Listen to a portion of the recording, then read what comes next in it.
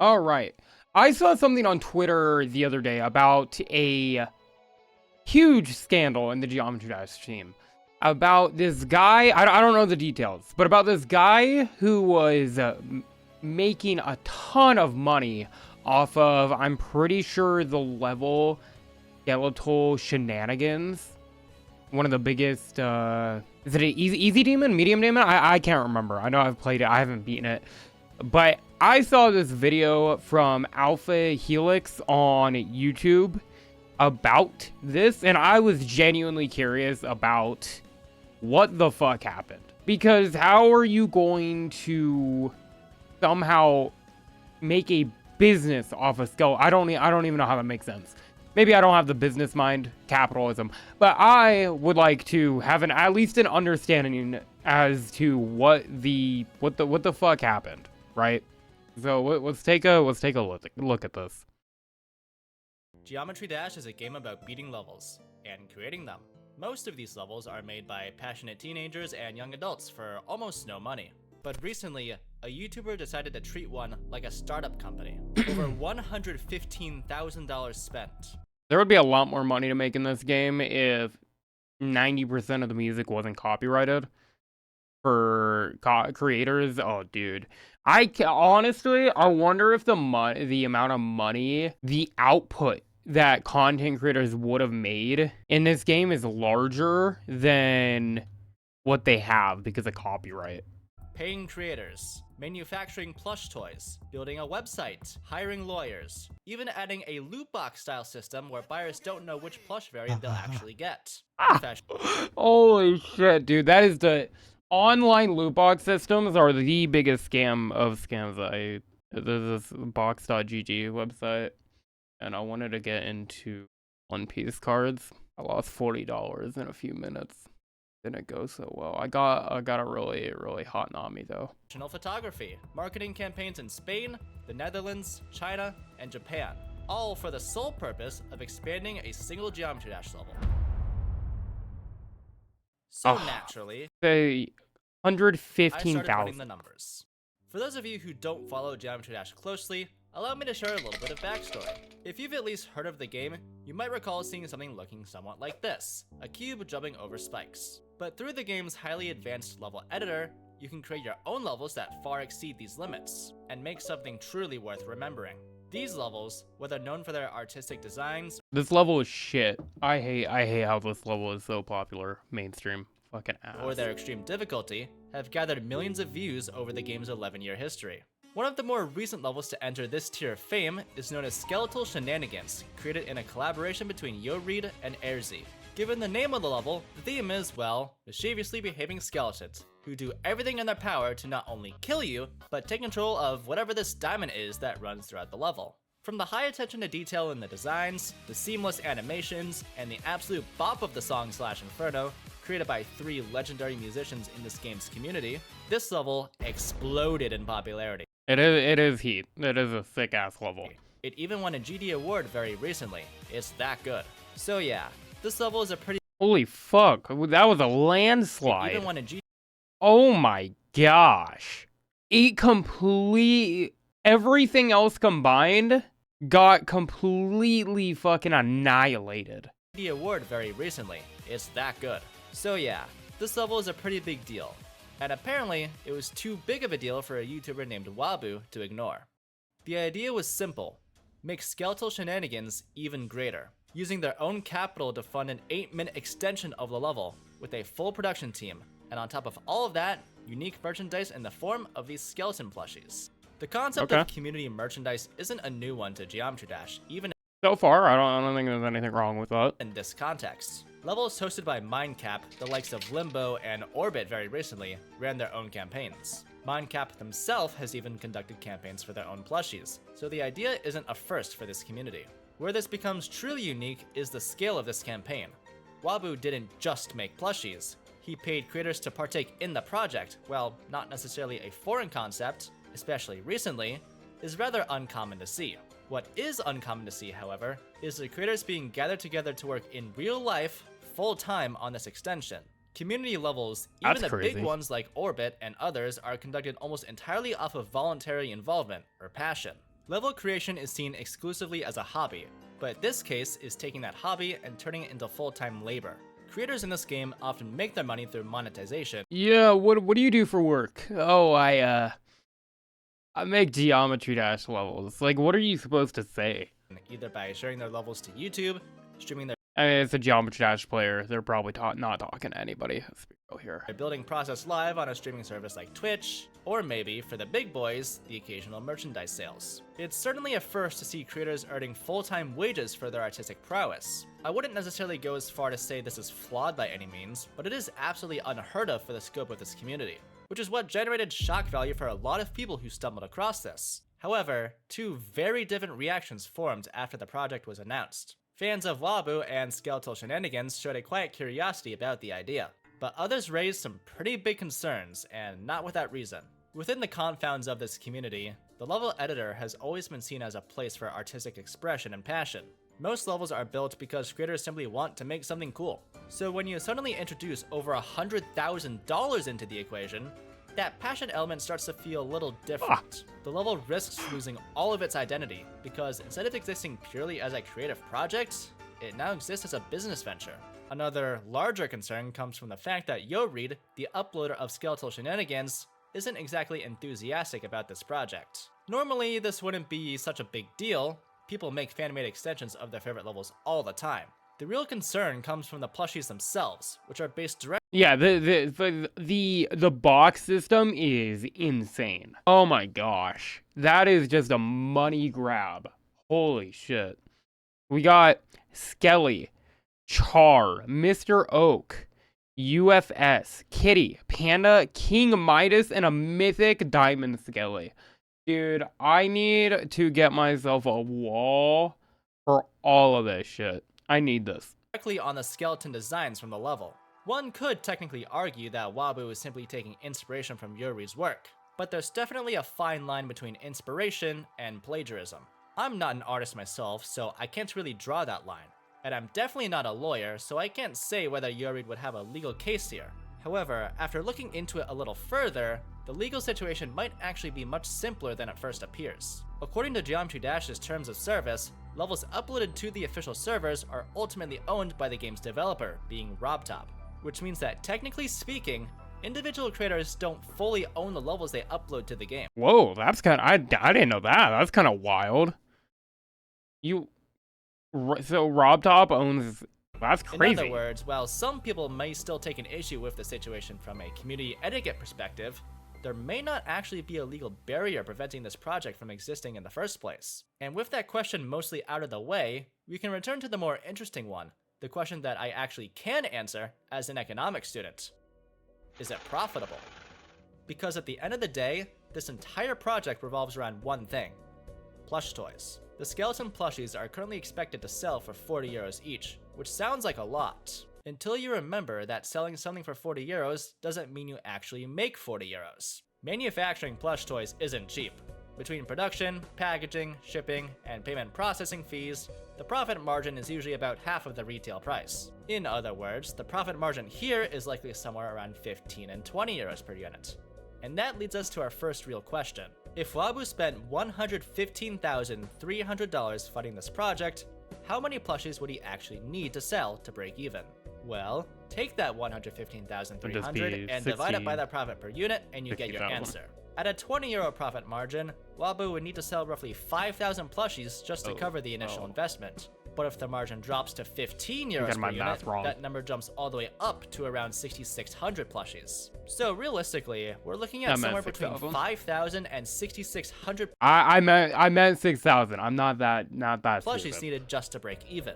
And that's where things start to get a little more complicated. Because plushies may be the primary engine for this project, but they're not the only possible source of revenue.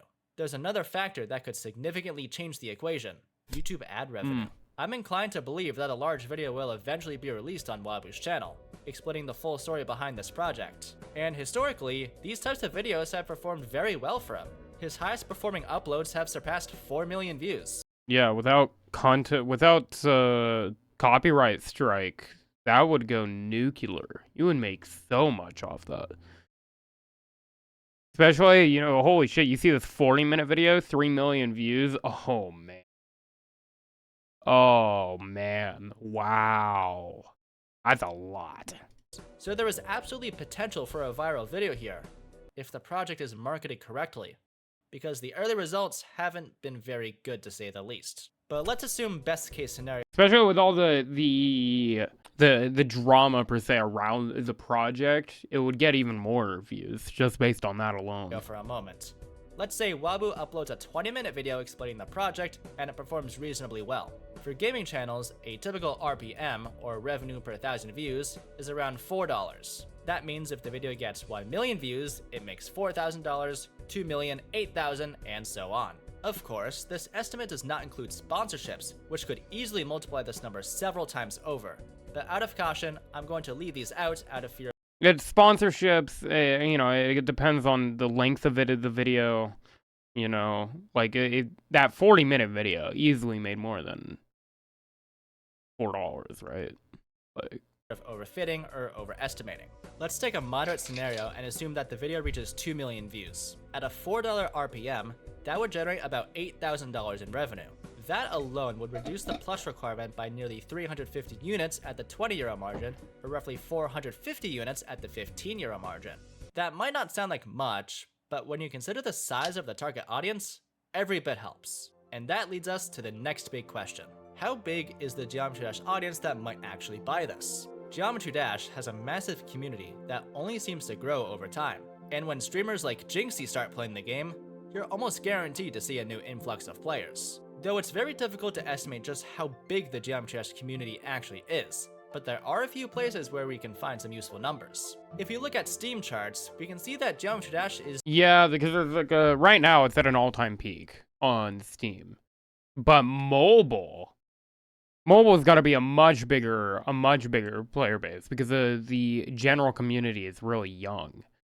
So you get the, you know, Steam, say there's 60,000 average a day or whatever, with an 80,000 peak, and then you got mobile, it's probably double that, and the plush, you get your parents to get you one, oh my gosh, we'll just say 1 in 10, probably less than that, but doing very well, averaging somewhere between 70,000 and 100,000 players online at any given time. Another interesting reference point comes from the recent GD Awards, where the most voted category received roughly 92,000 votes. That number lines up surprisingly well with the activity we see on Steam, suggesting that the core, highly engaged community probably sits somewhere around 90,000 people. For the sake of this analysis, we'll call this Tier 1, the core community. But the core community is only a small slice of the total player base. Most games follow a rough rule of thumb where the number of players online at any given moment represents roughly 1 to 5% of the total daily player base. So if GD averages roughly 90,000 concurrent players, and we assume that represents about 2% of the daily active population, then the total daily player base could be somewhere around 4.5 million players. Now, is that number perfect? Definitely not. Geometry Dash doesn't publicly release player statistics, so any estimate here is going to have a margin of error. But when you consider that the game consistently ranks within the top 3 paid games on both Apple's App Store and the Google Play Store, it becomes very difficult to argue that Geometry Dash has anything less than a massive reach. But there is a very important distinction here. Reach doesn't equal buyers. Just because millions of people play the game doesn't necessarily mean millions of people are buying merchandise for it. Across most online stores, only about 2 to 4% of visitors actually end up buying something. And when it comes to creator merchandise, the conversion rate is usually somewhere between 1 to 5% of an audience, with 5% already being an extremely optimistic scenario. Now, skeletal shenanigans is a very popular level, but even in an optimistic scenario, only a small percentage of the community is actually going to buy a plush toy.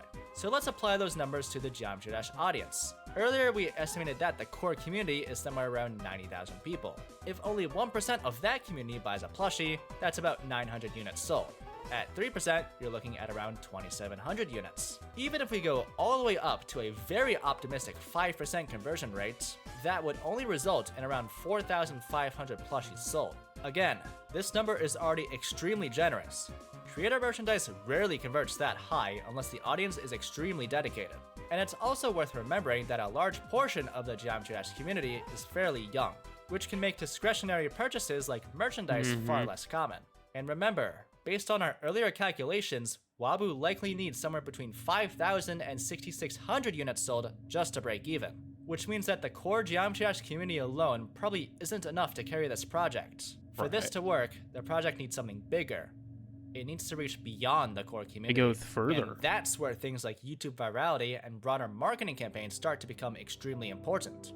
Not much is currently known about the exact measures being taken during the marketing process, but we do know that Wabu has listed the following countries where marketing campaigns are taking place: Spain, the Netherlands, China, and Japan. So let's break down each of these individually, starting with Spain. If you're trying to market toward the Geometry Dash community, Spain is actually one of the better options outside of the United States. The Spanish-speaking portion of the GD community is quite large, and many popular creators and players come from Spanish-speaking regions. So if the goal is to reach international audiences beyond English speakers, Spain, and even countries like Mexico would make a lot of sense as starting points. Next, we have the Netherlands, which is an interesting choice. Nothing immediately jumps out about the Netherlands as a major hotspot. However, the plush prices are listed in euros, which suggests that this project may be operating somewhere within the European market. And if that's the case, running marketing campaigns closer to home would be a pretty natural decision. That said, the Dutch Geometry Dash demographic is likely much smaller than the Spanish one. So from a purely strategic perspective, it might make sense to keep spending here somewhat limited. Not necessarily a bad choice, just not the strongest one on the list. Then we move into Asia, starting with China, which actually does make some sense. Plush manufacturing is very commonly done in China, and it's possible that existing connections there could make marketing somewhat easier. There also may be a small Chinese Geometry Dash audience to tap into, but even beyond the game itself, another possible strategy here could be marketing the plush purely as a standalone product, something that simply looks appealing, regardless of whether someone actually knows the level it came from. That might sound like a stretch, but it's honestly one of the few explanations that makes sense when we look at the final country on the list, Japan. This one is very interesting, because I actually studied abroad there for 3 months last year. Japan has a huge market for rhythm games. However, titles like Mai Mai, Shunitham, those are the rhythm games that dominate arcades and communities there. So when I was in Japan, I did see a lot of people playing rhythm games. But Geometry Dash? Nobody talked about it. And from the people I spoke with, the game seemed to be more of an afterthought in that market, which makes Japan a very curious place to focus a marketing campaign. I wonder why. Possibly because it's not... Geometry Dash is like on a very fine line of rhythm game. It's... Like, I played Adofy earlier today, Dance of Fire and Ice, and that is a rhythm game to its core. You are clicking to the beat. Geometry Dash is not exactly like that, as we know. It's on a very fine line. Unless Wabu is planning to put an ad right in the middle of Shibuya Crossing, I'm not entirely sure how effective that strategy would be. So when you look at the marketing list, some choices make sense, and others raise a few questions. Dude, I'm just gonna say, this is like capitalism taken to a new extreme. The amount of work put into this for a Geometry Dash money-making project is absurd. I feel like, wow, I don't know, dude. Like,